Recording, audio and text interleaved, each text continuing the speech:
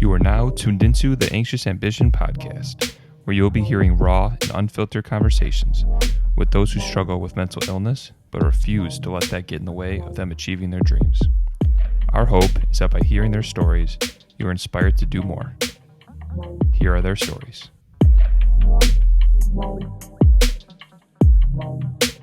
Anxious Ambition. Today's guest is Trish Lane, also known as Badass Broad. She's a mental health advocate, who's also a trauma-informed recovery coach. Trish herself survived a 7-year abusive relationship with a narcissist. She now does all she can to help others get out of those situations and begin the healing process. Here's her story. Welcome to the show, Trish. How are you today?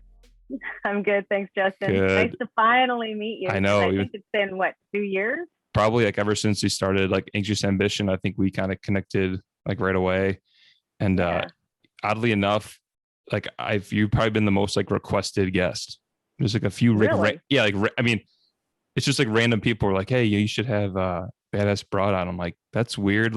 Just random. I'm like, oh, I actually I talk to her every once in a while. We can definitely do that. So it's kind of random. I'm like, okay, cool. I haven't really had any special requests, so we had to have you on. Oh, that's awesome. Even though we were already planned on it. So yeah, good. I'm glad to be here. Yeah. So Trish is here today, and she is a survivor of a 7-year relationship with a narcissist. And nowadays, your main focus is, I don't put words in your mouth, but coaching people and helping them deal with their own trauma with, being in relationships with a narcissist.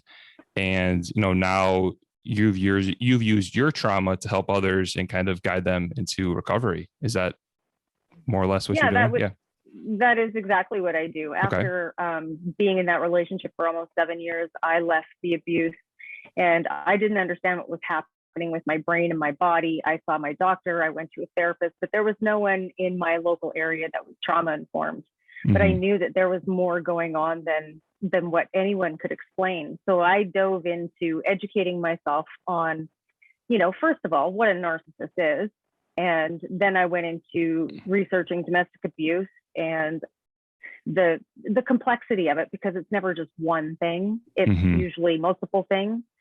And then I started looking at how I could heal my body and heal my brain. And, I'm one of those people, self-learners, and I've continued to educate myself and keep going. So now I help survivors of domestic abuse after they've left, really empower them to self-heal, because nobody can fix us. Nobody can heal us. And I think that's when we're in such a place of desperation and grief, we just want somebody to fix everything, and we can't. So my work is primarily empowering other people to find that strength. And we work on different things like healing your body first. Let's set some routines. Let's get you going. And then we look at ways to rewire the brain. Awesome. So I guess narcissist, when I hear that, I think a lot of people, may not know what it actually means. Even for me, it's okay, you're self-centered or something, and you think of that and it's oh shit, am I a narcissist? Because everyone I feel probably has some narcissistic tendencies, right? Yeah. Especially nowadays, right? Yeah. Yeah. So there's a difference between a narcissist and then someone who has narcissistic personality disorder. NPD is part of the cluster B personality disorders. So they pretty much share the same house with sociopath, psychopath, and borderline personality disorder.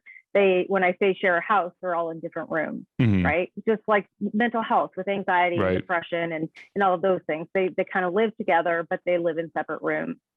And someone who is a narcissist, when I refer to a narcissist in any kind of description, it's a characterization. It's basically identifying the character of someone, just in the same way that I would say, well, Justin's a kind man. Calling you kind is what you are. So calling someone a narcissist really speaks to their characteristics. Wow.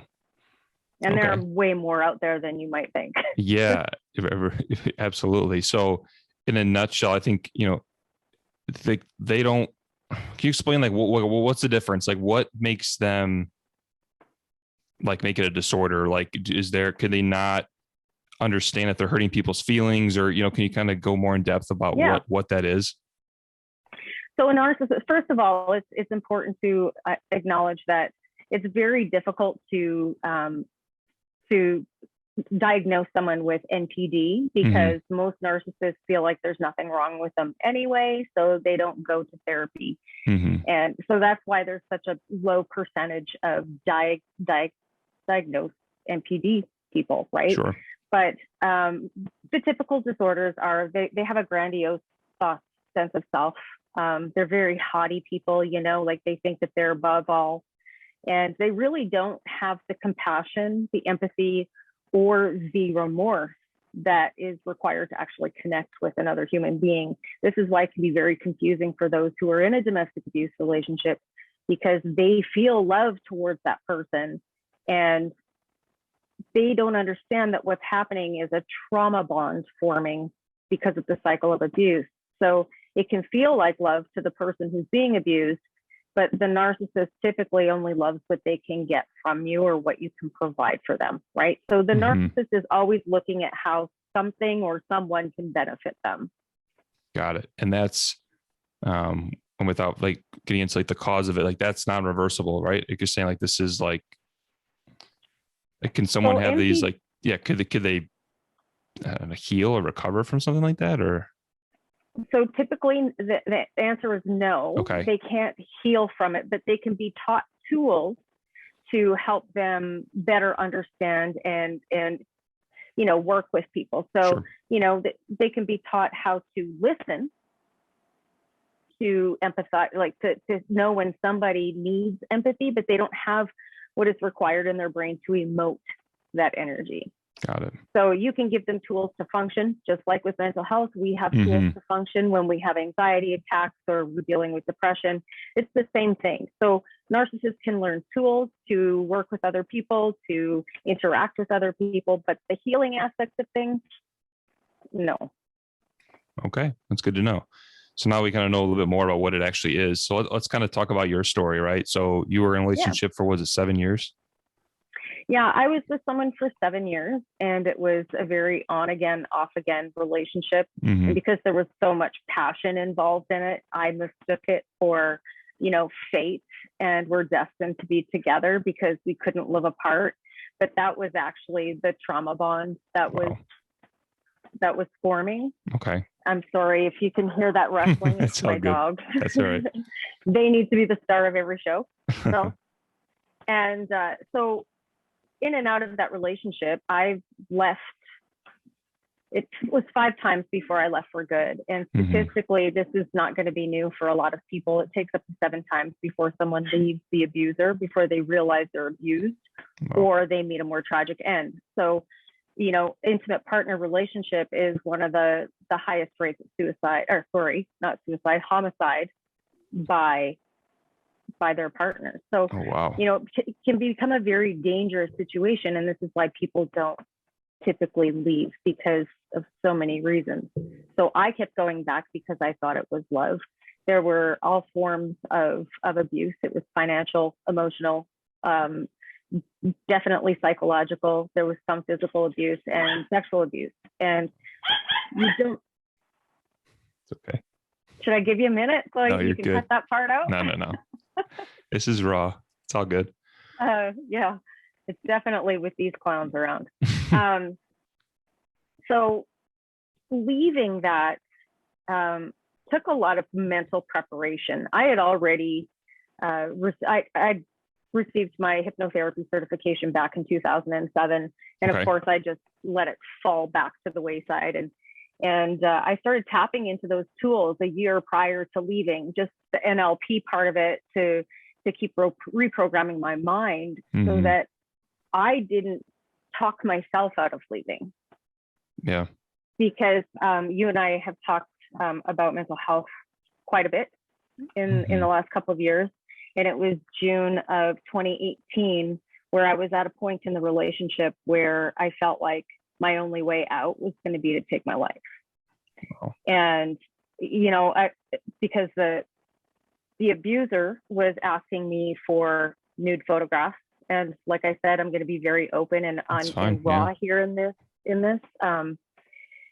Part of that manipulation was putting those private photos on amateur porn sites. on Twitter, on social platforms. And it was very much a manipulation that if I didn't get with the program, he was kicking me out. But then, they never actually let you leave. So there's a lot of coercion that happens around the sexual abuse. And I had really taken a step back from participating in any of those things with him. And he was starting to get very angry. And he had been gaslighting me and attacking me and abusing me in this particular evening. And it got to the point where I was like, the only way I'm going to get out of this is just to take my life. And so I went to take a photo to send him, here's your last photo of me. And I can't even explain what happened that night, Justin. I was ready to end it all. And my dog was just a pup at the time. And she came running up to me. I was in a separate room. She came running up to me, and it was literally her that saved my life, I believe, that night. So that was the turning point for me, where I knew that I had to leave, because that couldn't be the rest of my life, because I just wouldn't happen. Right. So, I talk about it. It's hard for some people to hear. So that's where my hesitation comes in sharing that sometimes, because people don't know how to hear a conversation about suicide. And I wish that it was a lot more normalized than it already. There's still the stigma attached. And if we could just normalize the conversation, we're having great conversations around mental health, but we're not really talking about suicide being a symptom of depression or abuse or any of those things. So, there's still this, it's selfish to take your life. And I have a totally different perspective on that. I think it's a last ditch effort, because when you're in that space, and I've been in that space, you feel like a burden to everyone else around you. Right. Right. So you think that the world is going to be better off without you. And these acts of compassion that we could just pass on to other people. Like when we hear those stories, people want to be validated. People want to know that they matter to someone else, just one person. Absolutely. And I think that's why I put so much effort and time and love into what I do, is because I know how validating it is to hear someone say, yeah, I get that. Yeah, what happened to you is real. How you're feeling is real, and it matters. 100%. I mean, what you're sharing, like you said, it could be hard to talk about, and, it's uncomfortable for people to hear, but I guarantee someone listening right now is feeling like, unfortunately has felt that way, or potentially may feel that way. And it comes down to like, you really aren't alone. People are feeling these things, whether it's through just, clinical depression or like abuse, trauma, suicidal, ideations and thoughts are real. And like you said, they are like a symptom of, depression. And unfortunately, sometimes it's the last symptom for people. And, fortunately enough, you are here to tell your story, and I'm sure you've helped so many people. And, amen. Thank God for your dog. These dogs save our lives too. Yeah. I mean, our dog's adopted, and this, that cliche saying that they saved our lives. It's like 100% true. Because sometimes you don't need a person, you need someone or something just to be there and comfort you. And because they love you no matter what, no matter what. Exactly. It's pure love. It's like, why are you crying? You're good. And it's like, oh, obviously it's easier said than done. They think everything's just so easy, but just thank you for even sharing that. I know it is hard to talk about. I'm sure it's gonna be hard for people to listen to, but it's the truth. And, and unfortunately, I'm sure too, people in a narcissistic relationship that do commit suicide, I bet most of the time, I mean, like you said, I'm sure it's hard for people to even understand why they did it. They may not even know that they were in that relationship, because, I mean, from the outside looking in, did people kind of understand, like, did they doubt that they knew? They had no idea that what was going on, because the abuser doesn't abuse everyone. Right. They make sure that they've got various masks, and they wear these wherever they are, whoever they're around. Like there's one for every performance, right? So This is why it's so difficult when people want to leave, because they're being shamed and victim blamed for being in that situation in the first place. Well, that just actually makes them not want to leave because nobody believes them anyway. And there's a predictability about abuse that is manageable. So when I say predictability, you know what's going to piss them off. You know how they're going to react to certain things. You know that you never know when it's coming. So you're always on eggshells. So that predictability actually becomes a place of comfort. And, I know personally that comfort is actually a very scary place to be, because it's very difficult to move away from the known into the unknown. Mm-hmm.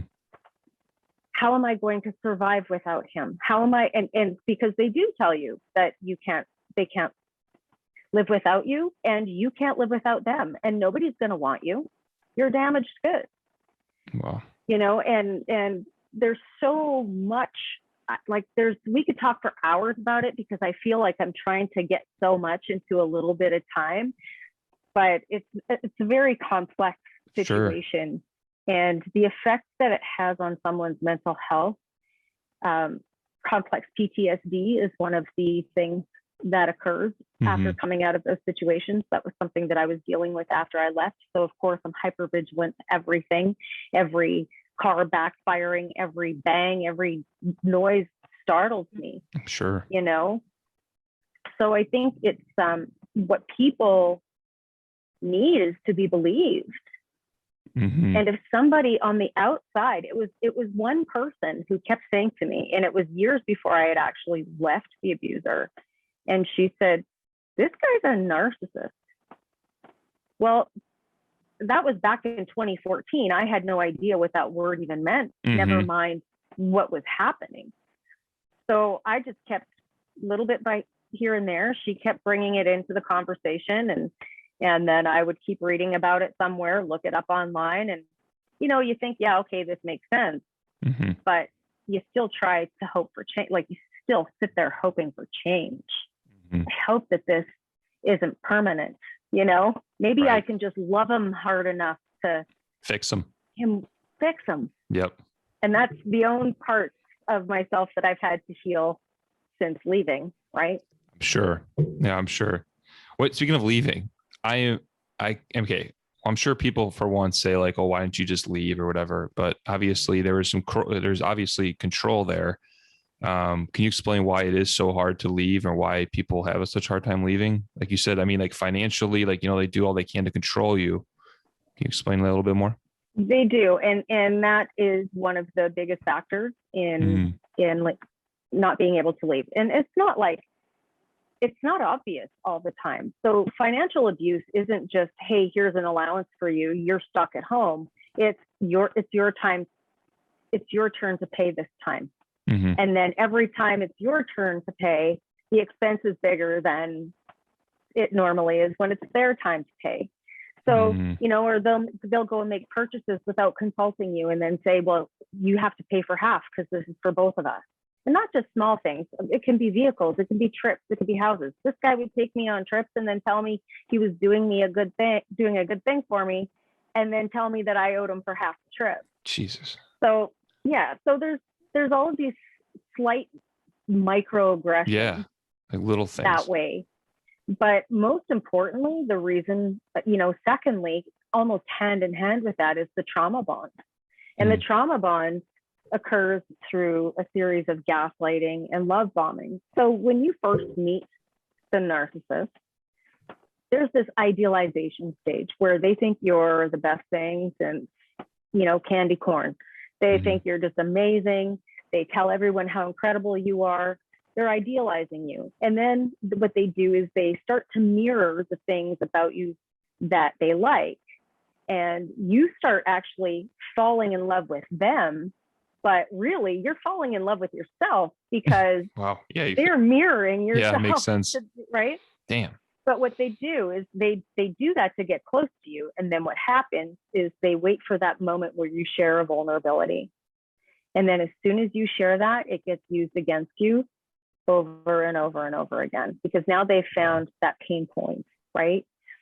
So then starts the gaslighting. And the gaslighting is, well, I never said that. And you know damn well that that's what they said. Mm-hmm. You might even have it written down. And no, what they do is they cause you to question yourself. And they question you, and then you start to question your sanity. And then it's just this big snowball effect. And then as soon as everything blows up and they stonewall you, which means they're ignoring you, they're intentionally ignoring you to punish you. Mm-hmm. Then what happens is they come in love bombing you. Now, what all of this does, Justin, is it creates this hormonal response within our body. So when the gaslighting starts, your adrenaline is pumping. Mm-hmm. It is like your nervous system is stimulated, and you're going through the roof. So what happens then is that the only thing that can soothe you is the same thing that makes you sick. So, which is the narcissist, which is how they come in and they do the love bombing. So this creates a trauma bond, and it's literally like an addiction, like any other, like drugs, alcohol, gambling, pornography, whatever it is, whatever the addiction is, you still have to treat it the same way. And it's like you're jonesing all the time. Mm-hmm. So when they do leave, this is why they end up returning multiple times, is because they can't live without that person. They literally can't live without their drugs. So treating that has to be like any other treatment. You've got to detox. You've got to go no contact if you can, or low contact. Mm-hmm. You know, there's blocking all roads and avenues which lead to you or lead to them. Blocking them on social media, deleting them off your phone. All of these things have to happen. Just like you pour 40 of vodka down the drain, mm-hmm. right? Right. And it's difficult. It's not easy. Your body has to heal. Absolutely. Your body has to heal. Wow. This is crazy. Your brain is. Yeah. I know. So let me talk about the brain. See the cycle. Yeah. Mm-hmm. So also what happens, and this is, so the brain starts to become traumatized from the psychological abuse. And we're learning so much more when it comes to the brain and neuroscience, and how, you know, rewiring the brain can happen. But what's happening when you're in the abuse is a rewiring. So the hippocampus, which is your memory center, begins to shrink. This is why it's so easy for them to gaslight you and to cause doubt. And then the amygdala, which is your survival center of the brain, the fight, flight, freeze, or fawn, actually mm-hmm. enlarges because it's like a muscle, and it's being worked more because you're in a constant state of awareness. Well, to survive. It's just feeding everything even more. Right. So Exactly. all of this stuff is going on in your brain and your body, and you have actually no idea what's happening. This is why it's so easy to be stuck with the abuser for as long as people are, because they actually lose that capacity to remember things. I'm a writer, and after I left that relationship, I couldn't write a paragraph to save my life. Even now, I find that sometimes when I speak, my pattern of the words I want to get out is flipped, it's backwards, and it never happened like that before. I was such an eloquent speaker, and now I try to say something, and the phrase is dyslexic when it comes out of my mouth. So it's very bizarre, but you can heal the brain too, and that's what neuroscience is showing us now. So that's the hope that I like to pass on to people, is that healing does happen. Yeah, this abuse is a really shitty thing that's happened to you, and I'm so sorry that that has happened to you, because it is actually one of the most oppressive atrocities that happens to a human being, because nobody believes them. Right. And then they end up finding themselves on this lonely path afterwards, trying to heal, because nobody believes them. Medical gaslighting is a thing.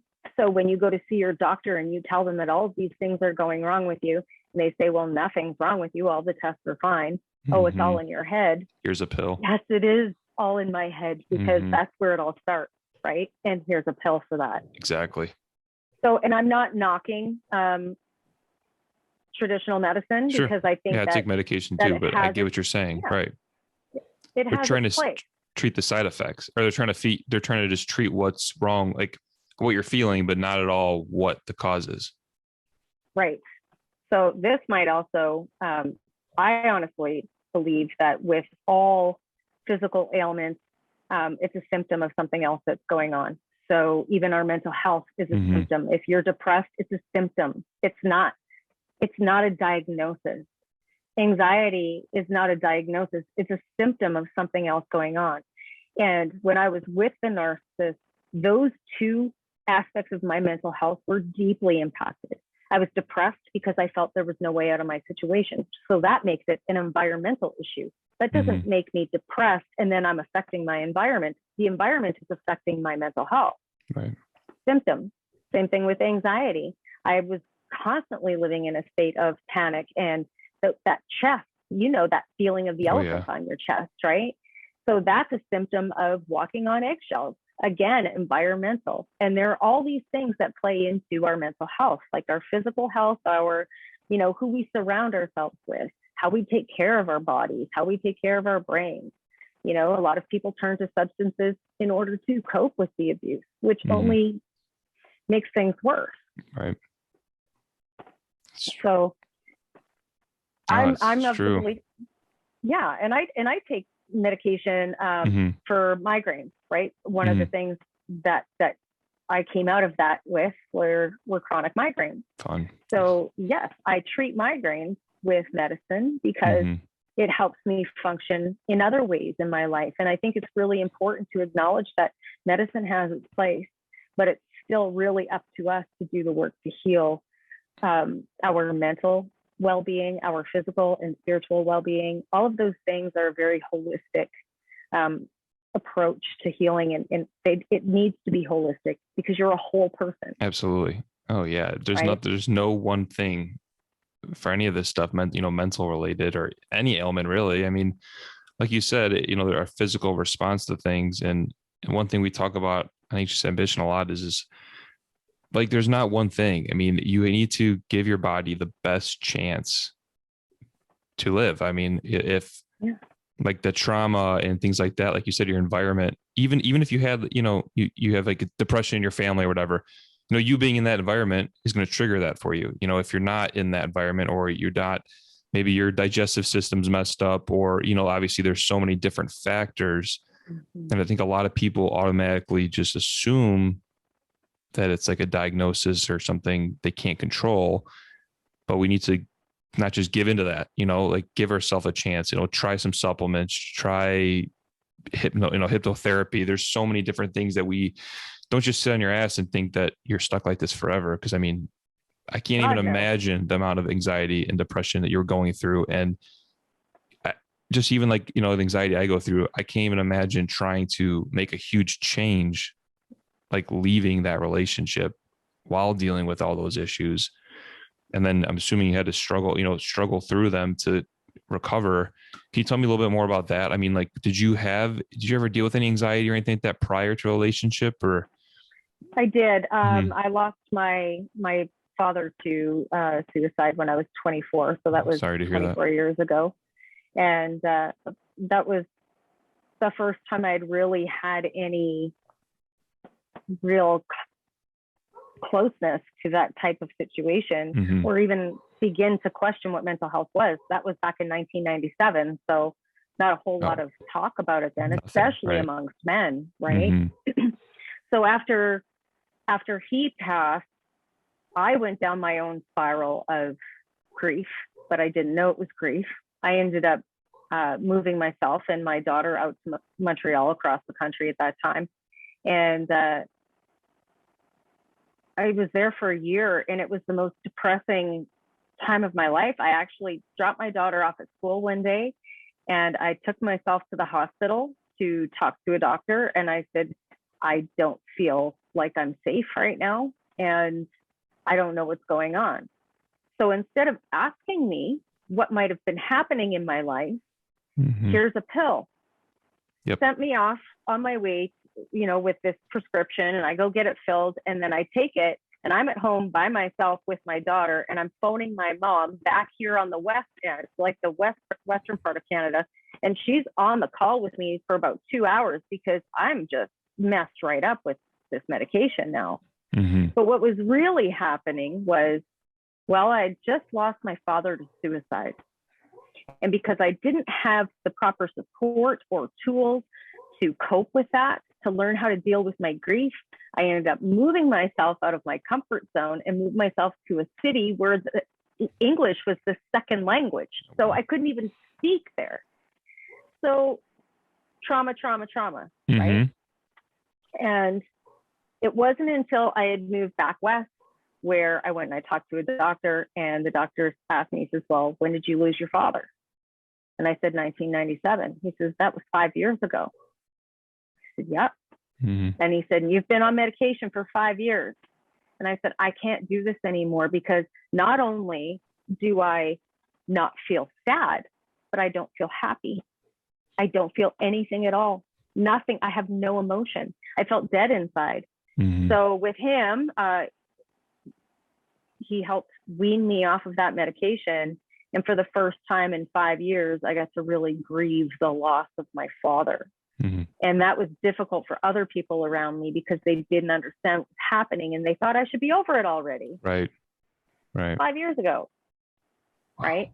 So I think that was really the first time when he died.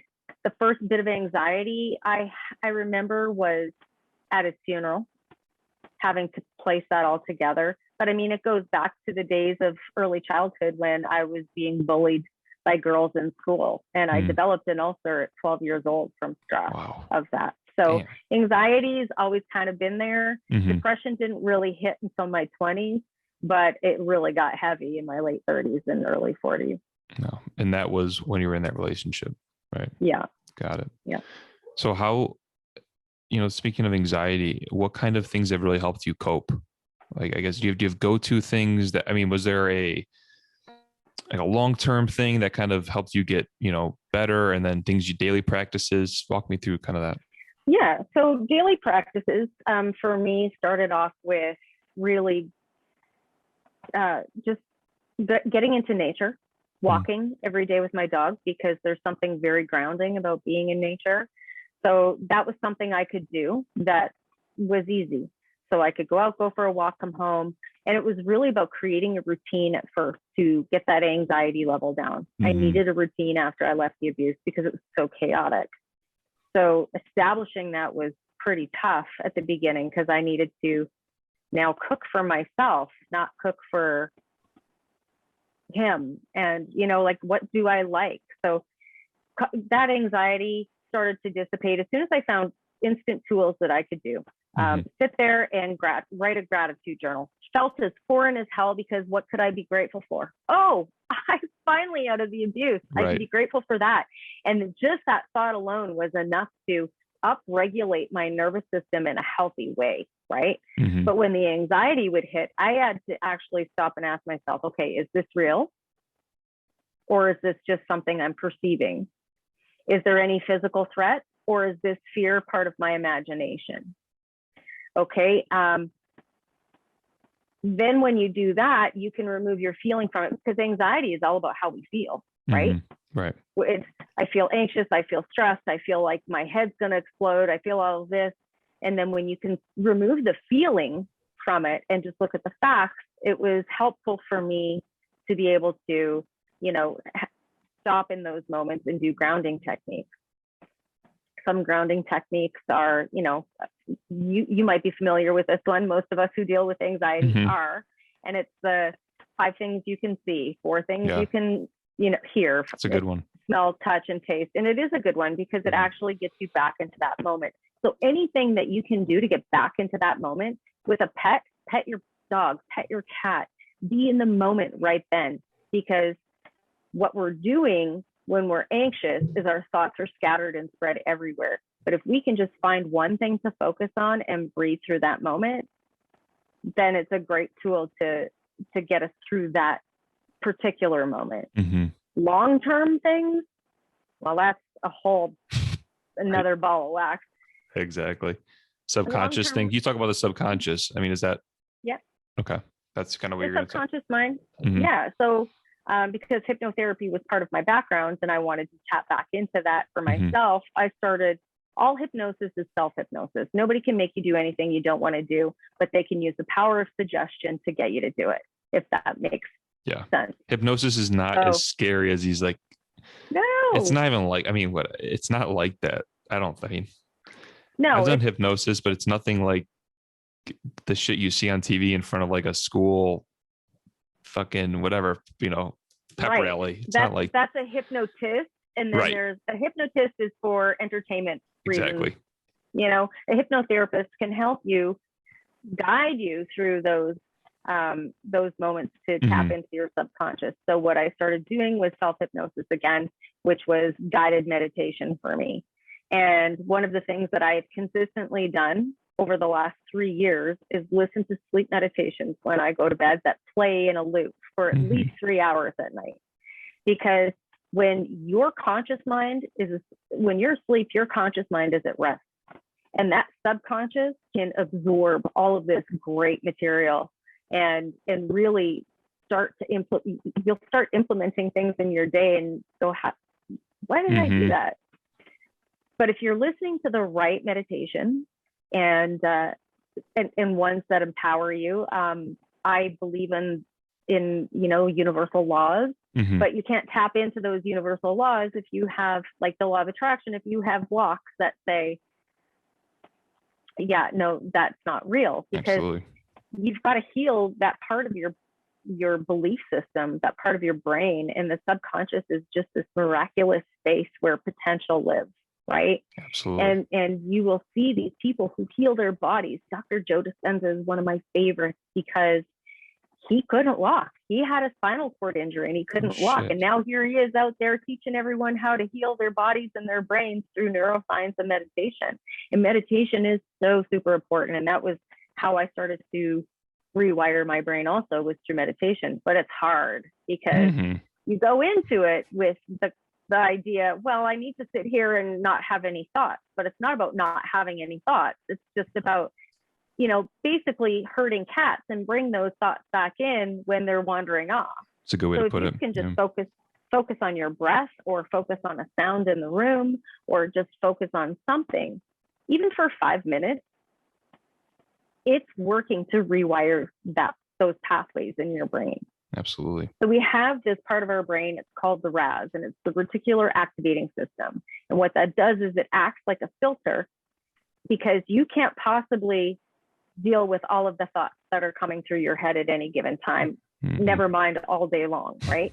So the RAS filters out certain things. So, if let's say you want a brown Labrador, all you're going to see now when you go out walking or dogs in the car is a brown lab.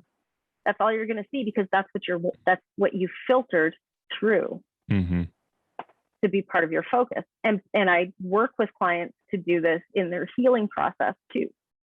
And it sounds so simplified, but it's not. Right. It seems like the simplest things are the most difficult to implement, right? Absolutely. So it is a practice like anything. And I think it's finding what works for you. There are various modalities out there that can help people heal. EMDR, which is what is that? It's light treatment through your eyes, and you work with a therapist and they actually take you back to trauma and you can help heal that. I'm of the belief system that you don't have to revisit a trauma to heal it, because our body and our brain, it doesn't know the difference between, our brains can't differentiate between now and a memory. So if we still have feelings attached to a memory, our body is going to act like that situation is happening right now. So that's where the anxiety can come from. That's where the depression can kick in again. It's because your brain doesn't know the difference between a memory and in the moment. So going back to those traumas can sometimes be more harmful to your nervous system, and our brain blocks certain things to protect us. So there's a reason why we don't remember it. And whenever somebody wants to do any kind of regression therapy with me, or hypnosis, so that they can find out what happened with a certain situation years ago, my main question always is, what is this going to do to benefit you? Because if it's going to take you down a rabbit hole, you're not living for today and for the rest of your life. You're revisiting the past the past and you're staying back there. And then that's recreating all of that hormonal shifting in your body again. Wow. So, which affects our health, right? Right. So that cycle again. I want to touch a little bit on the subconscious and the hypnotherapy. I think, like we talked about, like meditation, how it can be hard. I literally think like the easiest thing you can do is the sleep guided meditations. I kind of get cyclical with it. Like I'll do it for like months at a time. And literally like my thing is 2 hours, because that's when like my AirPods will die.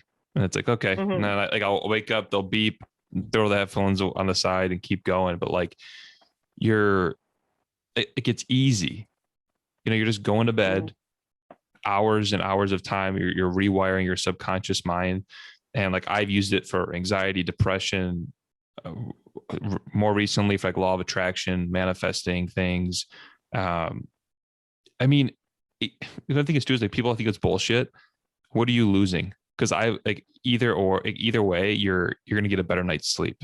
Like for me, it helps me sleep. If you're someone that's like a thinker and like have a hard time sleeping, having something to listen to is kind of like mind numbing in a way, and you fall asleep better. So even if you're just trying to get better sleep, try it. And I'm telling you, like you said, subconsciously, you'll like the next day, or you might do something like you said and be like, oh shit, like where did that come from? But it's like, that guy telling you, or like, oh, you can do all things and the blah, blah, blah. And like, it helps because in our consciousness, if you're really struggling, you're probably going to feed yourself with a lot of negative thoughts, and it's unfortunate, but you got to take a step. Particularly if you're coming out of a negative situation or an abusive situation, you're going to feed yourself those negative thoughts because that's what you've been hearing. That's what you've been dealt in whatever time you were there, the abuse.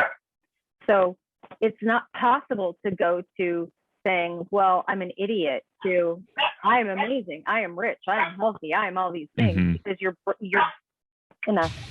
your conscious brain doesn't believe that. Right. So, and your body doesn't believe it. So these sleep meditations are so great that way because you can't get in your own way. So you let these go to work for you, and when you're sleeping, let that music and those comforting words get you to sleep. Who cares? You're going to sleep. Who cares what they're saying? Exactly. Right. And then this is why affirmations don't work for people if they're not in that energy with a calmed nervous system. That calm nervous system where you know what you need to do, like when you're having anxiety, how to calm it, how to upregulate your nervous system if you're feeling a little low on energy and depressed.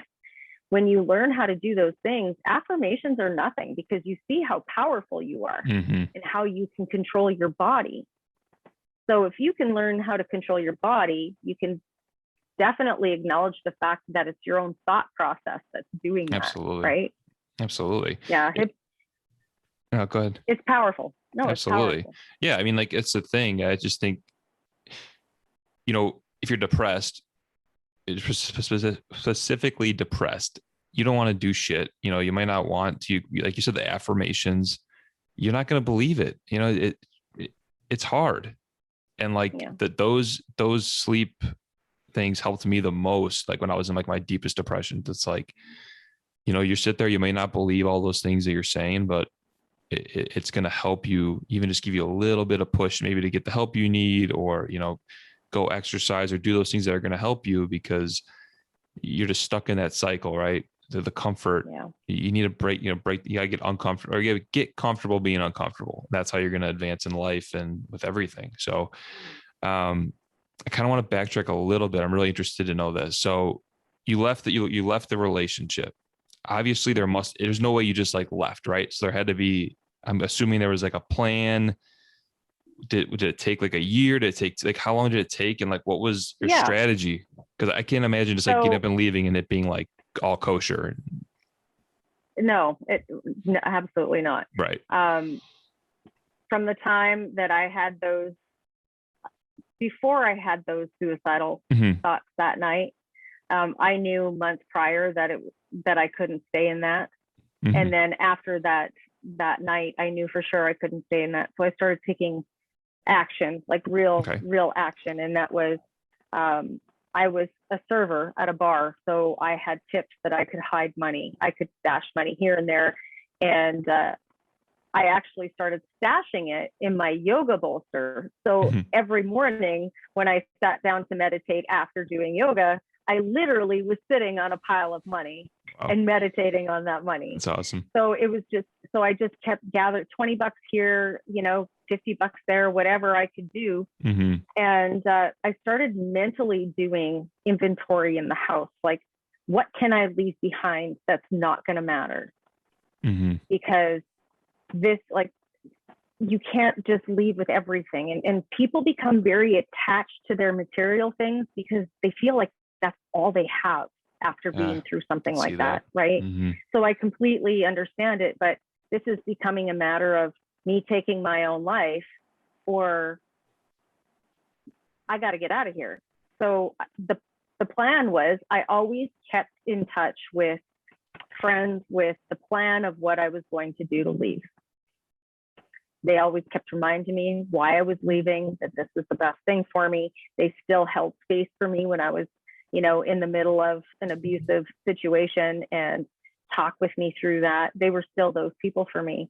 But really what had happened was I began to do this method that I didn't even know what was going on. I just started to detach from the whole living situation. Whenever he started talking to me, I would just give him short, to the point responses.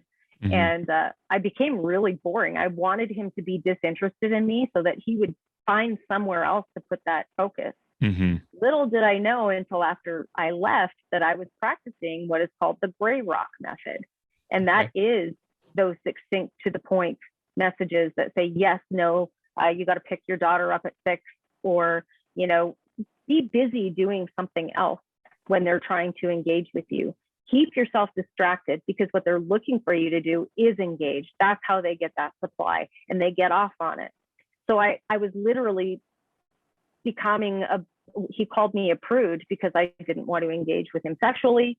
There was no emotional engagement ever. It was all just physical arguing and all of that stuff. So I kept practicing the gray rock method. And then, of course, because I had pulled away sexually, this was a narcissistic injury. This went straight to his ego. So he wanted to fight about that. And he wasn't going to be with a woman who didn't want to have sex with him. And I'm like, okay. He said, that's it. You've got 3 months to get out of here. You don't have to pay rent, and you can save your money. But immediately the abuse got worse. So I knew that 3 months was going to be, I couldn't do 3 months. Yeah. So I started looking around for places to live, and kept my eye open, and kept looking for other jobs and all of these things. And the abuse intensified in that time period because he could feel me slipping away. And it usually does when they feel that they're losing their control. So I actually went through 5 weeks of insomnia. Those last 5 weeks, I didn't sleep. I didn't learn until after I'd left and gone to see my doctor, because he was our family physician. And I told him that I had left for the final time. And he said to me that insomnia past a week is very dangerous to your body, because it doesn't matter what age you are, you can suffer stroke or a heart attack. So 5 weeks of insomnia, I couldn't make decisions. I was not functioning properly. And it finally just happened one day where I found a place to live. I put the damage deposit down, the security deposit, my first month's rent. And I told him that I was moving out a week down the road. Okay. So I gave him a date, and then I had actually moved one morning when he was at work. Oh, and smart. I had a bunch of trucks come in and swoop all my stuff, and we were out of there within 2 hours. Wow. And he just figured I was moving, you know, a couple of things, but no, I'd gotten a bunch of people to help haul my ass out of there, and Clear house. I never said, yep, I was gone. Damn. And you know, and it's did you ever see him again? Though, I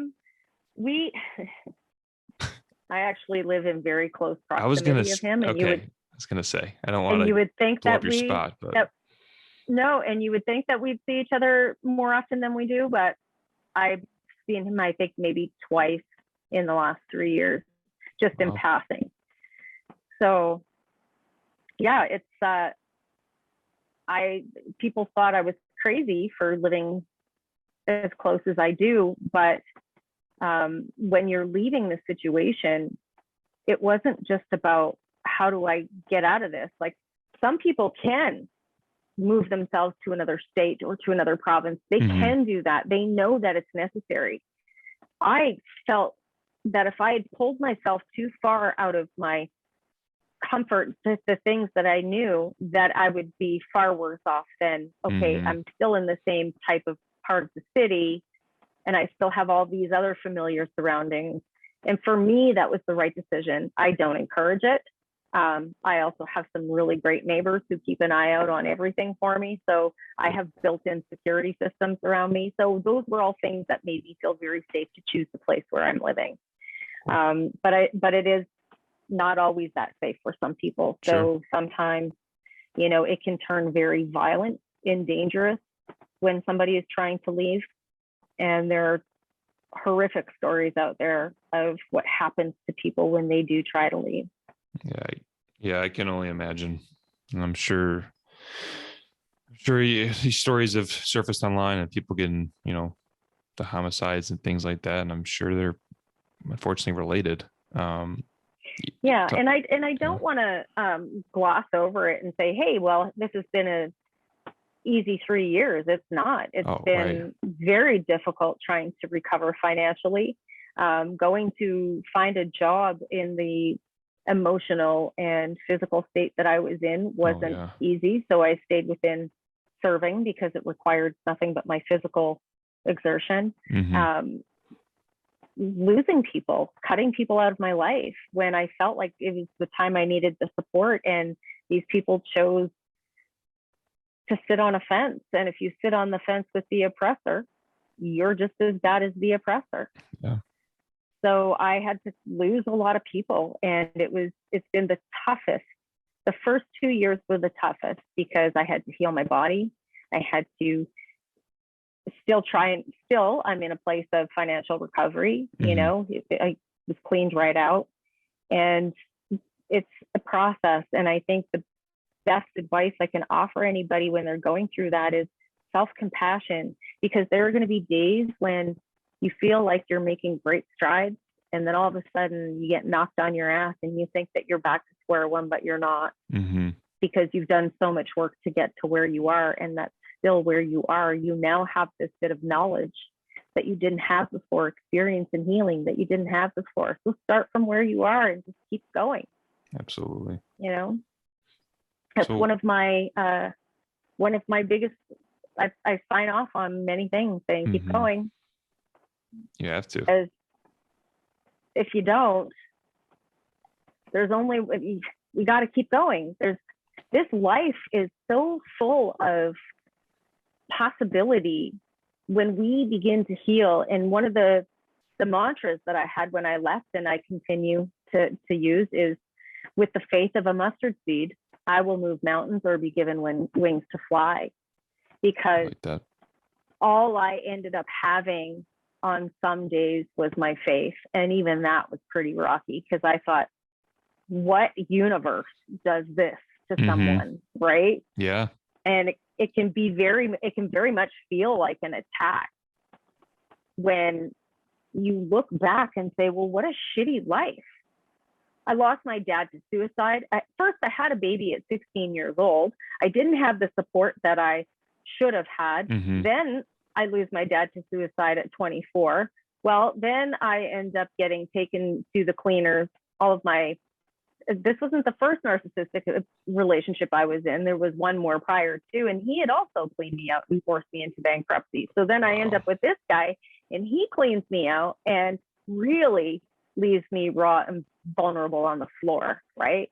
So I could sit there and look at all of this shit that was happening to me, or I could pick myself up, get my shit together, and keep moving and force myself. Some days I had to force myself to just get out of bed.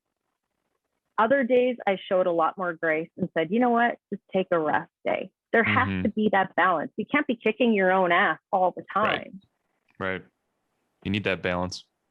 Yeah, but it's important to remember that I honestly believe that our human condition is much more powerful than what we're seeing on the news. And we're programmed to believe that life happens to us. No, it's happening through us and for us in every moment of every day. And I'm not saying that this is bypassing or dismissing abuse by any means. Nobody deserves to live like that.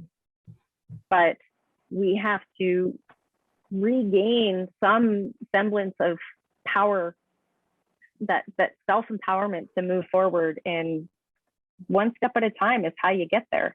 Absolutely. And the only finish line is death. So right. Quit racing to the end, you know? Exactly. Oh man.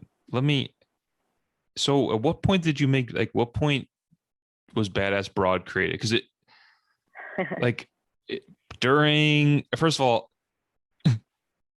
broad, can I say that? Because I love that word, but I feel like in a non-degrading way. I don't know.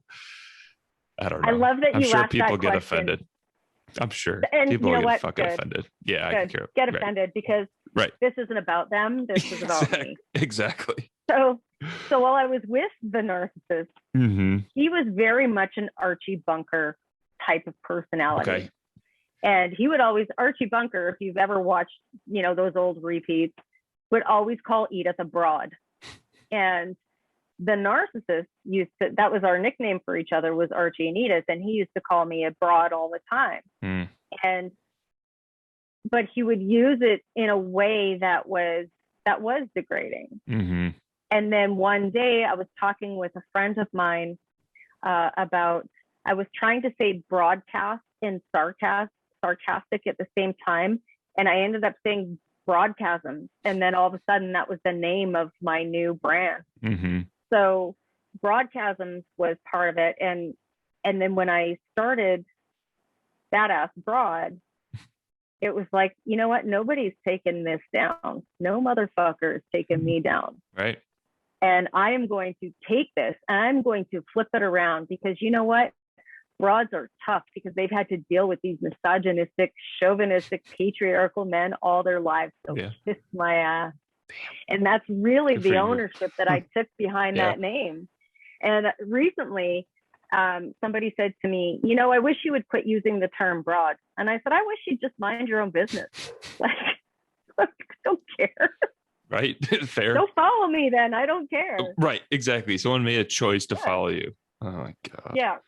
That's so fun. I was just so curious. That's where that came from. I made it something to empower myself and remind myself of all that I've overcome, rather than making it something derogatory.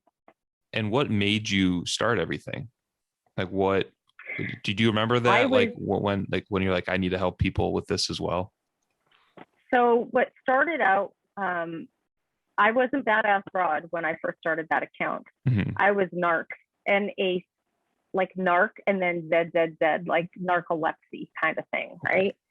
Falling asleep to the narcissist for 6.5 years. Got it. And that's where that started. And I was anonymous for a while. And because it was safe. I needed to be safe. I needed to find a place where I could express myself, where I could share my story, and nobody knew who I was. And then one day, I just felt inspired to share who I was behind the account, and that changed everything for me.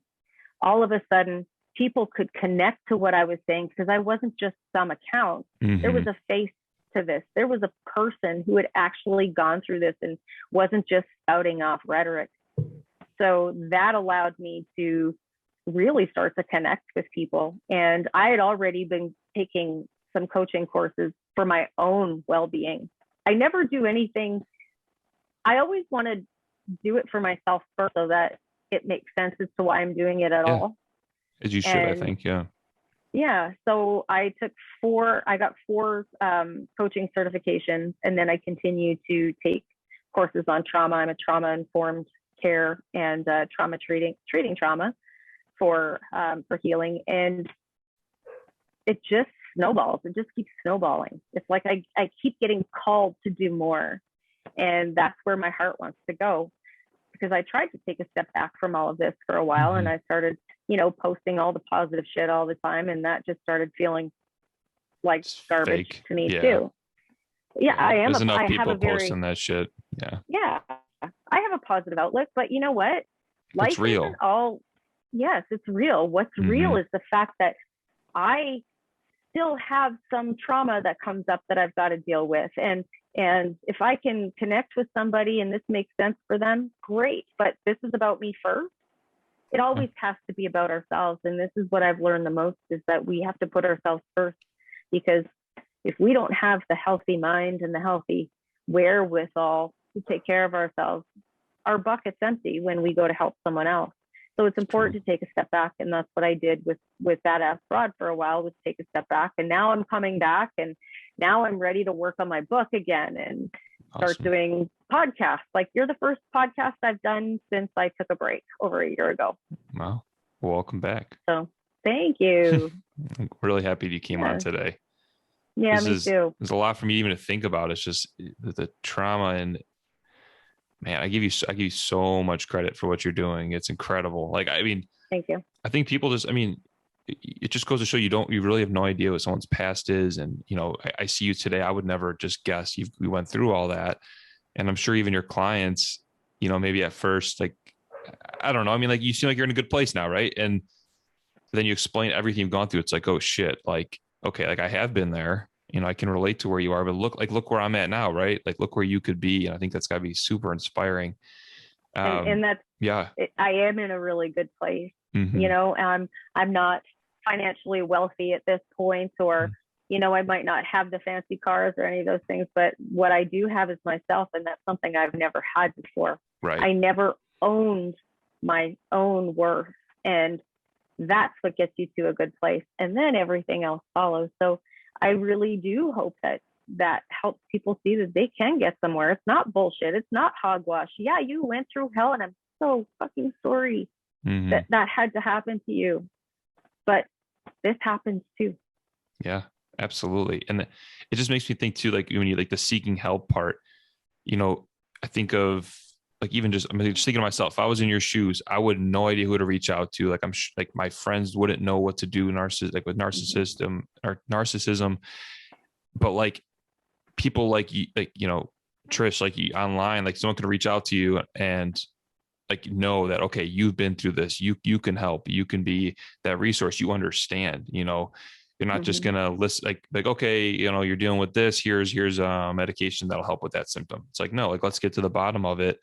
And you've been there, and it's incredible. Like, just with the power of the internet now. And I'm sure, you're in Canada, even us just connecting is, I don't want to say strange, but just with the power of the internet, a lot of your clients kind of, yeah, exactly. Like worldwide, or like, do you have clients everywhere? Yeah. So the majority of my clients come from the US, but I've had some in India, the UK, and in Iceland.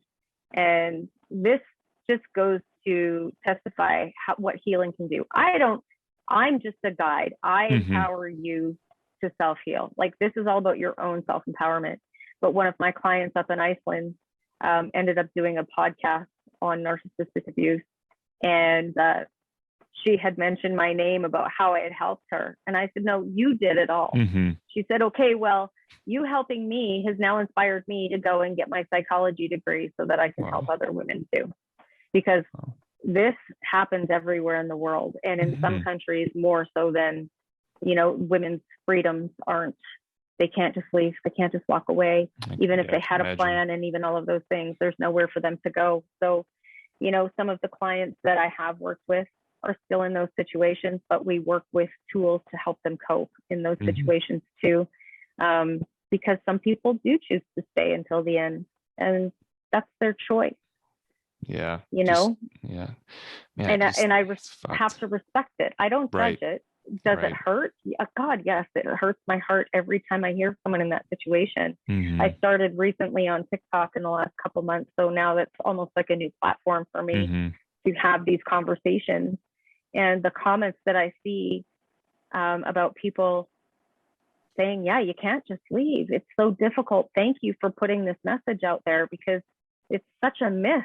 that you can walk away at any time. And I had people say that to me over and over again. And just that validation enough can be can be enough for someone to get moving in the right direction. Absolutely. I think for you too, I bet. Like, you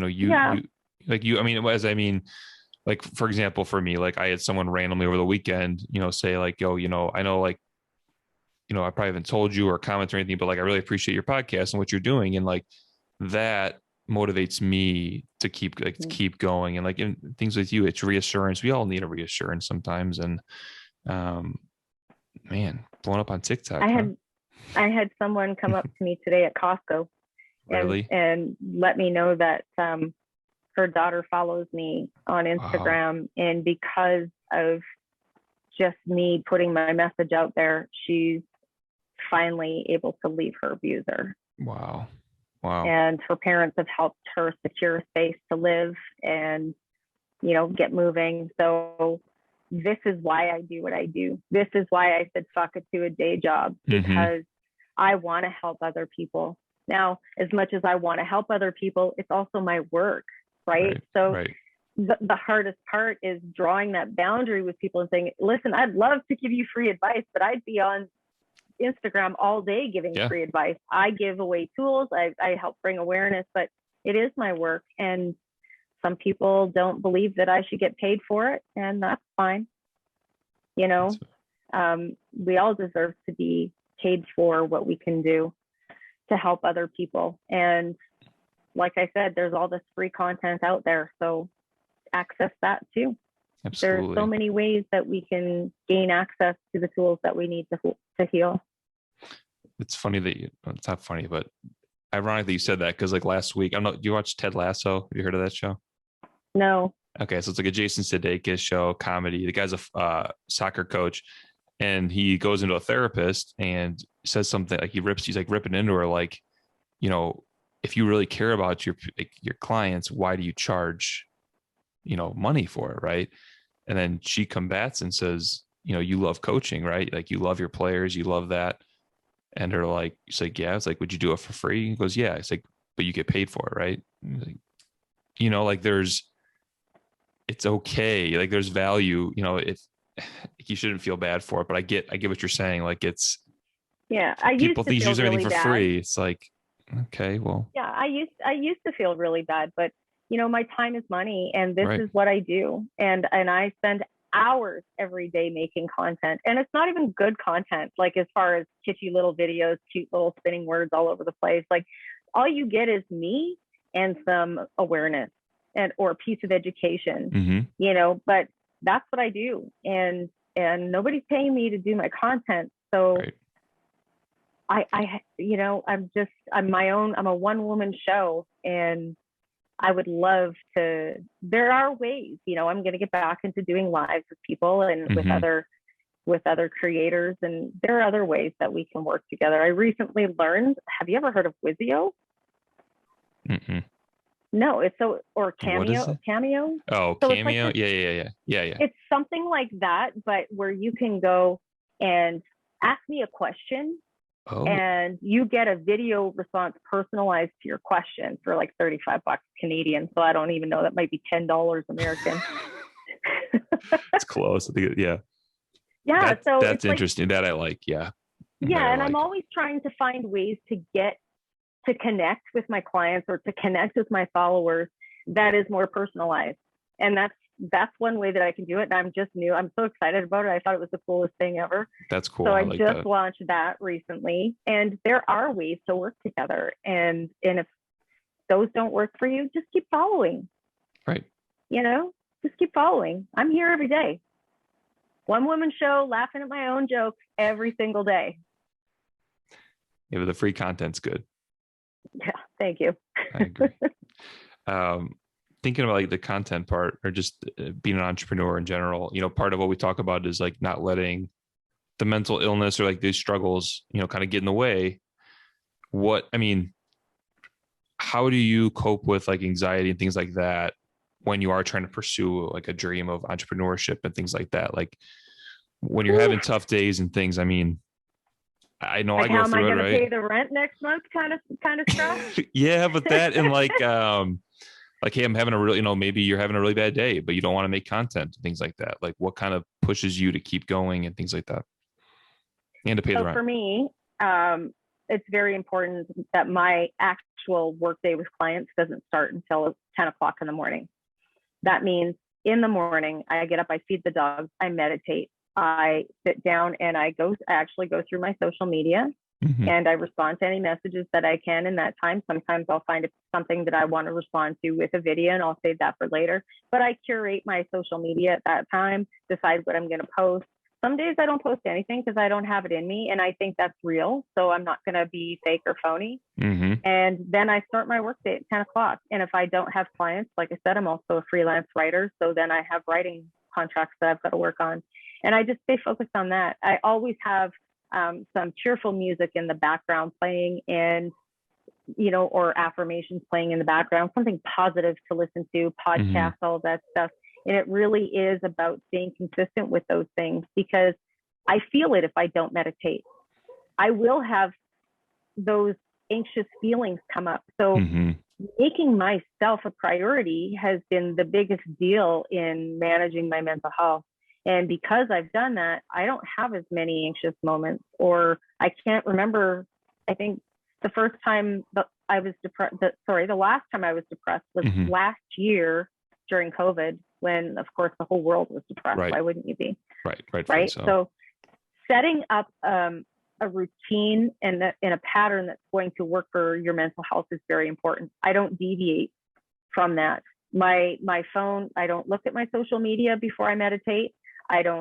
My do not disturb is on until after I'm done meditating. That is a non-negotiable. No negotiating with me over that. Even my dogs don't win, and they run my life. So, it really is about your non-negotiables for your mental health, because if you can maintain that consistently, you will find a decrease in the anxiety and in those low moments where you're wondering how things are going to happen. Faith is another big part of it. Sure. And not faith in religion, but faith in what it is for you, whether that's God, creator, source, spirit, whatever it is, universe. That connection to your faith is really important, because we never know what's going to happen next. We just like to get ahead of ourselves and create that anxiety and fear around what never happens 98% of the time. Yeah. Right? Absolutely. So being in the moment is really important, because anxiety is just our thoughts wandering off like a herd of cats. And absolutely, it's preventative maintenance is what I would call it. Yeah, I love that. I mean, what I'm hearing, is the routine, and even I can relate with myself. I mean, like when my morning routine, and honestly, lately it has been kind of like not perfect, but I can feel the anxiety more. Like those days where you stick to your routine, you do your non-negotiables,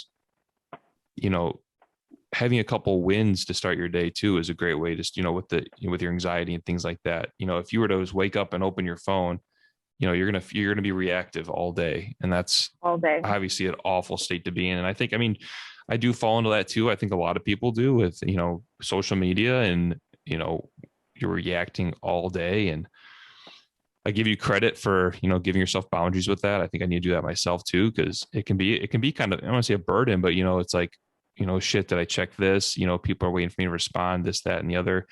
In all reality, no one gives a fuck. Wait. Yeah, that's the thing. Like nobody cares.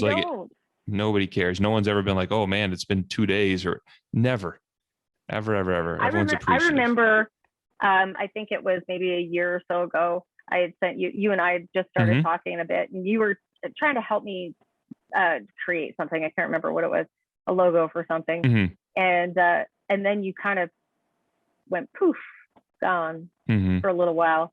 And I didn't care about the logo. I didn't care about any of that stuff. All I thought is, okay, what's going on with Justin? And I touched base with you, and I said, hey, are you there? And I think being aware of other people's distance is really important too. Just because people always have a phone in their hand doesn't mean that they're going to immediately text. Maybe they don't have the mental capacity that day because they got some bad news about a friend passing away, or maybe they're so stressed about a conversation that they're going to be having with their partner later that they're trying to manage that. We never know what's going on in someone else's Right. life. And just being able to say, hey, I can hold space for you if you need. And also saying, hey, Justin, I'm in a really shit place right now. Can you hold space for me? And those are boundaries to keep your relationship safe and valued, right? Like, I value you, so can you hold space for me? Because this isn't fun or nice, what I'm going to say. Mm-hmm. No, and I appreciate that, by the way, too. I think it definitely takes time for people to, understand that about other people. It's not having that immediate judgment, because most of the time it's not about you or the other, it's something they're going through, or it's something else, and giving people, and then the boundaries thing, right? Respecting people's boundaries too. Because I know, there was times we talked and you said something that was like, hey, I don't do that. It's like, cool, I get that. Boundaries. Seriously, like I understand that. And I've had you get people that are, maybe reach out to you and it gets a little deep, and you're like, hey, I'm here to listen to an extent, but I'm not here to help you in that sense. Like, you need to get like professional help and things like that. So, and honestly, that's something I learned from you, and I respect that, because I know you've expressed that before. And I was like, hey, this isn't my burden to take on in this situation. Like, I understand, but like, you need serious help. Well, I remember you asking me, like, what do you do in this situation? Mm-hmm. And there's being able to acknowledge what we're equipped to deal with and what we're not equipped to deal with, and where we have to take a step back, because you're a very empathetic and compassionate person. So of course you want to help people, but that might not be the right help. And if we're not, educated in that aspect, there's a way to provide support, and then there's a way to provide help. And sometimes support and help is saying, I can be here to hold space for you, but you might want to talk to a therapist about that, right? Because if you give the wrong kind of direction, being an empathetic person, then you stress about, did I give them the right information? So boundaries are really important, not just for yourself, but for protecting them too. Absolutely. So I want to wrap things up a little bit. Let's just, one piece of advice to someone that's, going, in a toxic relationship like that. What's like your number one piece of advice, first thing they should do? First of all, this is not a life sentence. It can feel like that when you're in it, because there is no life outside those four walls, but there is life for you beyond this. And all it takes is that one little bit of information that keeps you looking at more. Educate yourself on domestic abuse and narcissism. Really educate yourself. Read about it. Listen to people. Follow accounts. It was a social media account that got my attention and said, oh, I'm going to keep following this. And I did. And I just kept paying attention and kept going, yes, that makes sense. That makes sense. So it's being able to acknowledge and identify that what is happening to you is real. There's no shame in what's happening to you. This is not a life sentence. Make a plan, and also be prepared that things don't go as planned. So you might have to leave right away. You might have to abandon ship and leave everything behind, but there's nothing more important than you. It's beautiful. Nothing. It's perfect. Perfect advice for every aspect of things, right? Yeah. It's okay to abandon ship. Yeah. Right. And like you said, it's your life, your whole life. Yeah. You only get one. Yeah. God, yeah. Supposedly. Who knows? Well, this who life, knows? right? That's another podcast. Talk about this for 3 hours. No. So another thing is, okay, so let's go back to that night, right, where you had those suicidal thoughts. If you can go back and, give yourself a piece of advice or just tell yourself something, what would it be? There's not a single thing, place, or person that is worth that kind of pain. And getting out of that was difficult, because in some way I felt very responsible for being there, because I couldn't leave. But if I could really go back to myself that night, I'm worth fighting for. I'm worth loving and taking care of and I have value in this world. And that was the hardest thing to ever accept, was that I was worth it all, you know. And some days I still have those moments where I'm like, really, am I worth this? Am I worth that? Everyone is. No one's going to love you more or give you the love you need more than you can. Like, no one can love you more than you can. And I think getting to know yourself, really get to know yourself and embrace all aspects of you, is really the beauty of self-love. We don't have to like everything about ourselves. Right. There's a lot of things that I don't like, but I accept them and I work on changing them. And that's what real self-love is making the hard decisions and doing the heavy lifting of work and healing. And don't ever give up. Yeah.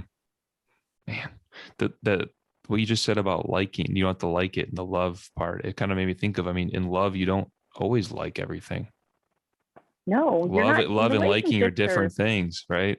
Yes. But if you're self-love, you got to practice dealing with your shit and like doing the meditation. And, you know, we're afraid to look in, I think, as people. And that's the only way you're going to grow. Like you said, we have to look at ourselves and love ourselves and get through all the bullshit and, you know, stop lying to yourself about stuff and make some change. Yeah. Make hard decisions. Absolutely. So where, you know, before we get to our last question, where can people find you? I know you're kind of all over the place. I am all over the place. I am on Instagram and TikTok as Badass Broad. I am on also on Instagram as Broadcasm, and I've just started kind of bridging the gap between Badass Broad and Broadcasm. Broadcasms is more personal. I try to keep the domestic abuse stuff off of Broadcasms and just on Badass Broad, so you'll find all the positive stuff on Broadcasms. But those are the three main platforms that I run on, and all of the links to get a hold of me are in my social media bios. Perfect. Yeah. And if people did want to start working with you, how does that process typically work? Is that like a one-on-one, like video call, or how does it typically work? We do a video call. You can do a consultation with me. Some people bypass the consultation and do a discovery session because they feel like a full hour is the best way to go. Sure. And really, I honestly believe that it's got to feel like a fit for both me and the client. And we take it from there. So, you know, I explain what my role is and what their role is and how we work together. And we work together to have a collaborative experience in self-empowerment and healing. So it's very tailored to the specific needs of the client. Perfect. I like the part you mentioned, like the fit too, because I think that every aspect of, you know, our mental health and stuff, you know, people maybe try therapy and they don't get along with the therapist. Like that relationship, you know, whatever, you know, not like a friend relationship, but is a relationship of sorts, and it needs to be comfortable for both people, or you're not going to make any progress. So that's a big part. Actually, one of the most intimate relationships you will have with someone, because you are sharing vulnerabilities, you're sharing pain and wounds and trauma. So you need to feel safe, and you need to feel part of the process, and you need to feel like you have control at any time to pull the plug on that relationship. Safety is the most important thing when you're doing any kind of therapy or coaching. Perfect. All right, last question. How do you want to be remembered, Trish?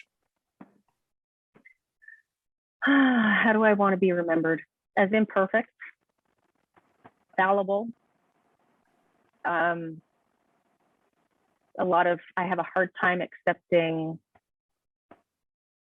the acknowledgement from people saying thank you. It's because of you. It's because of you. No, it's not because of me. The only thing that I did was help you see your own light. That's it.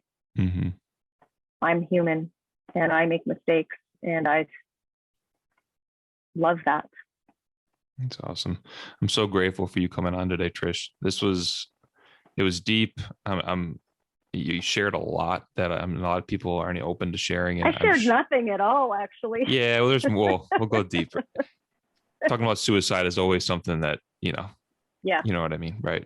People aren't talking about it. And even just you talking about that alone is something that I hope people get from this.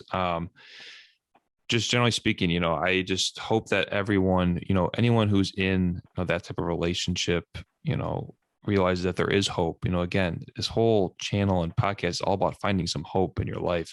Sometimes that's all we need to just kind of, bridge us to getting out of where we are, whether it's depression, anxiety, an abusive relationship, all that stuff. There's hope. I mean, you heard Trish's story, and I'm sure that, like you said, there's a lot more that she didn't even tell us. And I mean, like I said, look where she's at now. She's on her own, starting over, for the second time, right? I mean, with dealing with a narcissist, and it's, I don't know, I'm proud of you. I'm so happy that you're on here. I'm glad we are able to finally meet officially and do this podcast. And honestly, if anyone out there is struggling with any of this stuff, feel free to reach out to Trish. Please don't hold back. She's extremely helpful, and follow her stuff, because, if you're looking for just like butterflies and rainbows, it's not for you. Like that's all bullshit though. Trish is real. Yeah. She says it how it is. She swears like a pirate, which I think is hilarious. I mean, it's on. I mean, tried to polish it up a little bit. I mean, but who cares? I mean, like it's the realness is why you are who you are, and you're successful, because people can see through the bullshit on the internet these days, and it's respected. So thank you again for coming on, and I really appreciate it. Thank you. I appreciate the invite, and anytime I would love to be your guest. It's like we're just chatting like old friends. I know, exactly. And thanks again. Yeah. Thank you for tuning in to another episode of the Anxious Ambition podcast. You can find us on all podcast platforms. Follow us on Instagram at Anxious Ambition. You can actually watch this podcast over on YouTube. Lastly, check out our website, anxiousambition.com, where we have all of our merch, and a portion of every sale is donated to NAMI, and it helps support the individuals and their families who are suffering from mental illness. Thanks again for listening, and until next time, take it easy. Anxious ambition.